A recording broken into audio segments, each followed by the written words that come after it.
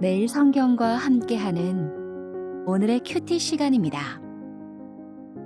11월 13일 오늘의 말씀은 에스라 9장 1절에서 8절입니다.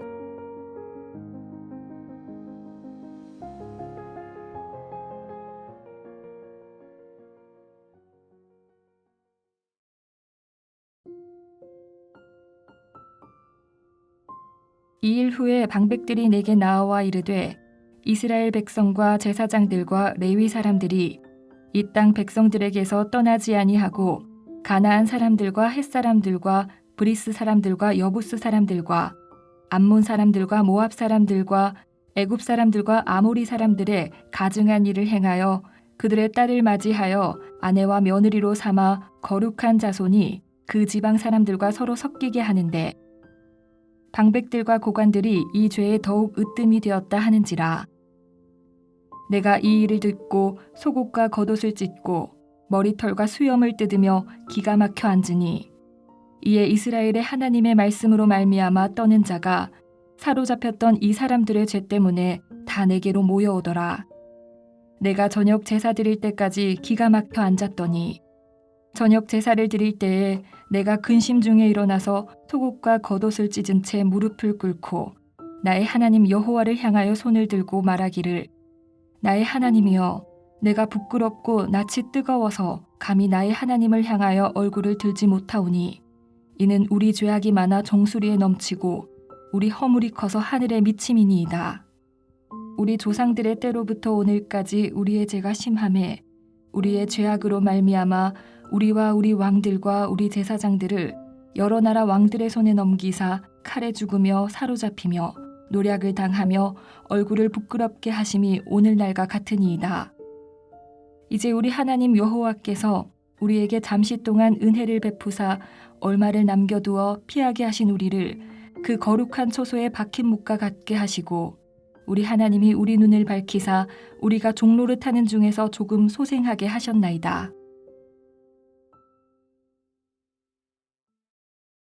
오늘 함께 묵상할 말씀은 에스라 9장 1절에서 8절까지 말씀입니다.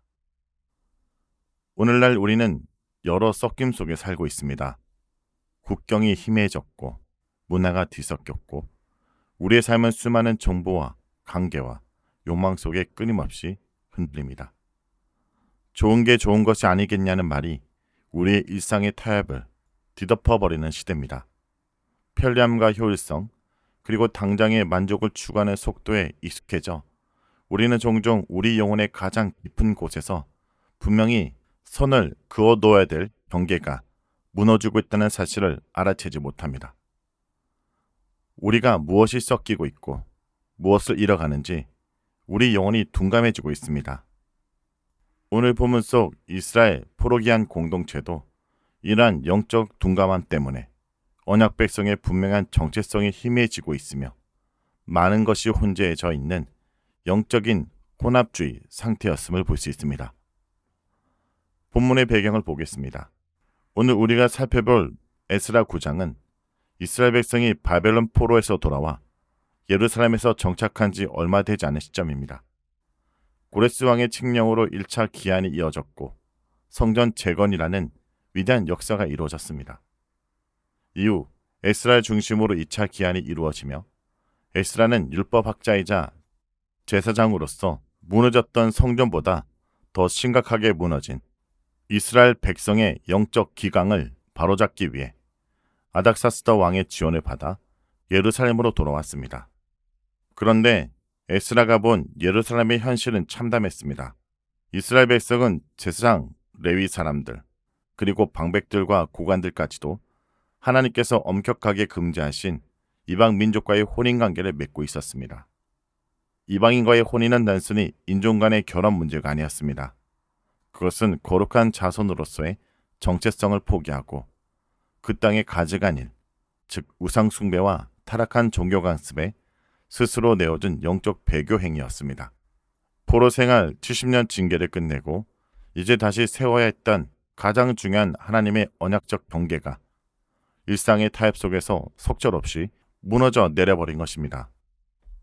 9장 1절의 시작은 이 일 후에 라는 부사로 시작합니다. 이 표현은 에스라서 내에서 새로운 단락을 알리는 기능을 하고 있습니다. 이것은 9장의 이야기가 앞장 사건과 얼마간의 시간적 간격이 있음을 의미합니다. 전후 문맥을 고려해 볼 때 예루살렘에 기한 후 약 4개월이 지난 시점으로 보입니다. 에스라는 방백들로부터 이스라엘 백성과 그 땅의 백성들 사이에서 통혼에 관한 보고를 듣습니다. 그리고 에스라가 더욱 안타깝게 여긴 것은 이 일에 지도자들이 앞장섰다는 것입니다. 1절과 2절에 그 땅의 백성들은 가나안 땅뿐 아니라 이방 지역 백성까지도 포함합니다. 방백들이 보고한 그 땅의 백성은 가나안 사람, 헷 사람, 브리스 사람, 여부스 사람, 암몬 사람, 모압 사람, 애굽 사람, 아모리 사람 등입니다. 그렇다면 이스라엘 백성들은 왜 이들과 혼인 관계를 맺었을까요?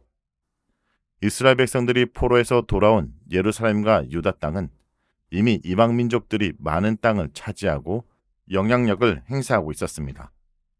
그래서 이들은 농사, 무역, 토지 소유, 공직 등에서 이방인들의 협력이 필요했습니다.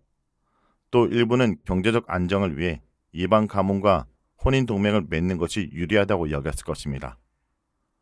현실적 생존과 경제적 이익을 이유로 신앙의 원칙을 타협했던 것입니다. 그리고 무엇보다 지도자층, 방백과 고관들은 이방 지역의 세력가들과 혼인함으로써 안정적인 경제력과 거래를 위한 많은 관계망을 얻을 수 있었을 것입니다. 그러나 이러한 이방인과의 결혼은 신명기 말씀이 강하게 금지하는 말씀 중 하나입니다. 신명기 율법에서는 신앙의 순수성을 지키기 위해 이방 사람, 특별히 가나안 족속과의 통혼을 강하게 금지합니다. 에스라는 지금 기한 공동체가 직면한 사항이 이전 모세 시대의 가나안 정복을 앞둔 사항과 유사하다고 보고 있습니다. 신명기에서 통혼 금지는 출애굽한 이스라엘 공동체가 새로운 땅에 살 그들의 삶의 양식으로서 이방인과의 통혼을 금지했다면 이제 제2의 출애굽인 출바벨론을 한 이스라엘 포로 기한 공동체는 다시 약속의 땅에서 하나님 백성으로 정체성을 세우는 것이 가장 큰 과제였을 것입니다. 3절에서 에스라는 이 이야기를 듣고 격렬하게 반응합니다. 옷을 찢고 머리털과 수염을 뜯는 행위는 극심한 슬픔과 충격, 그리고 비통함을 나타내는 고대 표현입니다. 이것은 단순한 분노가 아니라 하나님 앞에서 언약이 파괴된 것에 깊은 영적 애통을 하고 있는 것입니다. 여기서 기가 막혀 앉으니 라는 표현은 황폐함과 만연자실의 의미를 담고 있습니다. 에스라는 말 그대로 이 이야기를 듣고 영혼이 텅 빈 상태로 앉아 있습니다. 에스라의 이 앉음은 무기력이 아니었습니다. 이것은 하나님의 거룩한 말씀 앞에 선 인간의 처절한 고통과 고독이었을 것입니다. 그는 자기 민족의 죄가 하나님의 심판으로도 해결되지 않은 채 또다시 반복되는 것처럼 보여 하나님 앞에 도무지 무슨 말을 해야 될지 몰랐을 것입니다. 이 침묵, 이 앉아있음이야말로 가장 강력한 메시지였을 것입니다. 이러한 침묵은 죄의 심각성을 많은 사람들에게 온몸으로 증언했습니다. 이 애통함에 반응하여 이스라엘 하나님 말씀으로 말미암아 떠는 자들이 에스라에게 모여들기 시작했습니다. 이것이 진정한 부흥의 시작입니다. 말씀 앞에서 자신의 죄를 보고 두려워 떨 줄 아는 영혼들, 에스라의 깊은 애통이 공동체의 영적 각성을 이끌어낸 것입니다. 5절에서 에스라는 이제 저녁 제사 시간에 맞춰 일어납니다. 저녁 제사는 매일 드리는 일상의 예배이며 동시에 하루를 마감하고 하나님 앞에 정결을 구하는 시간입니다. 그는 찢어진 옷 그대로 무릎을 꿇고 손을 들고 기도합니다. 손을 드는 행위는 전적인 항복, 의지, 그리고 간구를 상징합니다. 이제 말로 표현할 수 없는 절망 속에서 그는 유일한 소망이신 하나님께 그의 존재 전부를 내던졌습니다. 에스라는 무엇보다 6절에 염치였음을 고백합니다. 나의 하나님이여, 내가 부끄럽고 낯이 뜨거워서 감히 하나님을 향하여 얼굴을 들지 못하니 이는 우리 죄악이 많아 정술에서 넘치고 우리 허물이 커 하늘에 미칩니다. 에스라는 백성들의 죄를 마치 자신의 죄처럼 끌어안고 고백합니다. 지도자로서 영적 책임자로서 공동체 죄악을 자신에게 돌립니다. 이 염치없음의 고백이야말로 진정한 회개입니다. 그리고 이어진 7절에 과거의 죄를 인정합니다. 우리 조상들의 때로부터 오늘까지 우리 죄가 심함에 우리 죄로 말미암아 우리와 우리 왕들과 우리 제사장들을 여러 나라 왕들의 손에 넘기사 칼에 죽이며 사로잡히며 포로 생활의 징계가 조상 때부터 이어진 죄악 때문이었음을 인정합니다. 그리고 지금 그 죄를 또다시 반복하고 있음을 고백하고 있습니다. 그런데 에스라는 이러한 처절한 회개 속에 8절에 한 줄기 희망을 발견하고 고백합니다. 에스라는 하나님의 심판 중에도 잠깐 동안 은혜를 베푸셔서 남은 자를 다시 예루살렘으로 돌려보내셨다는 사실을 깨닫습니다. 포로 생활에서 완전히 멸망하지 않고 다시 고향으로 돌아와 성전을 짓게 된 것 자체가 하나님의 은혜라는 것입니다. 에스라는 이 남은 자라는 은혜를 붙잡고 기도합니다. 그리고 이 은혜를 잊지 않게 해달라고 이 작은 소생의 길을 붙잡고 다시 거룩한 백성으로 살게 해달라고 간구합니다. 에스라의 이 기도는 인간의 죄와 하나님의 의로우심이라는 두 극단 사이에 절고일 것입니다. 그는 백성이 지은 죄가 하늘에 사무칠 정도로 크다는 것을 인정하면서도 오직 하나님의 변치 않는 의로우심과 자비의 소망을 둡니다. 성도 여러분, 우리는 우리 자신의 힘으로 하나님 앞에 감히 설 수 없는 죄인들입니다. 하지만 이와 같은 절망의 순간에도 우리의 지탱하는 것은 아직까지 우리를 포기하지 않고 오늘도 우리에게 말씀하시는 하나님의 자비와 긍휼입니다. 이 은혜의 밧줄을 놓아서는 안 됩니다. 성도 여러분, 오늘 말씀처럼 우리 또한 우리의 영적인 상태를 점검해야 합니다. 많은 것이 뒤섞여 혼합되고 물들어 영적인 둔감에 빠진 이 시대에 진정한 회복을 위해 우리 자신을 돌아봐야 합니다.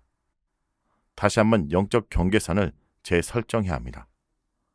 우리 삶의 하나님과 관계를 위협하는 가정한 것들이 있진 않은지, 그렇다면 단호히 끊어내야 됩니다. 그것이 돈, 명예, 쾌락, 무가치한 중독이 될 수도 있습니다. 그것이 우리를 더럽히고 있다면 에스라처럼 옷을 찢는 심정으로 그 유혹 앞에서 떠나야 합니다. 그리고 우리의 모든 절망 속에서도 여전히 우리의 희망 되시며 변치 않는 하나님의 의로우심과 긍휼을 붙들고 주님 앞에 엎드리며 옷을 찢고 애통하는 심정으로 나오길 기도합니다. 말씀을 놓고 기도하겠습니다. 주님, 에스라의 모습을 통해 저희 무감각과 나태했던 영혼을 고백합니다. 저희는 세상의 가치관과 유혹에 너무 쉽게 섞여들어 주님께서 저에게 허락하신 거룩한 백성이라는 신분 잊고 살았습니다. 저희 이기심과 탐욕, 나태함으로 인해 주님의 영광을 가렸고 저희 삶이 세상과 구별되지 못했음을 고백합니다. 주님, 저희를 용서해 주옵소서. 이 문제에 대해 에스라 같은 애통한 마음을 허락하여 주옵소서. 저희 개인뿐 아니라 저희가 속한 가정, 교회, 그리고 이 사회의 영적 타락 앞에 함께 아파하고 눈물 흘릴 수 있는 거룩한 부담감을 허락하여 주옵소서. 주님, 이제 다시 섞이지 않고 거룩함으로 구별된 주님의 자녀로 오늘을 살아가게 하여 주옵소서. 예수의 이름으로 기도합니다. 아멘.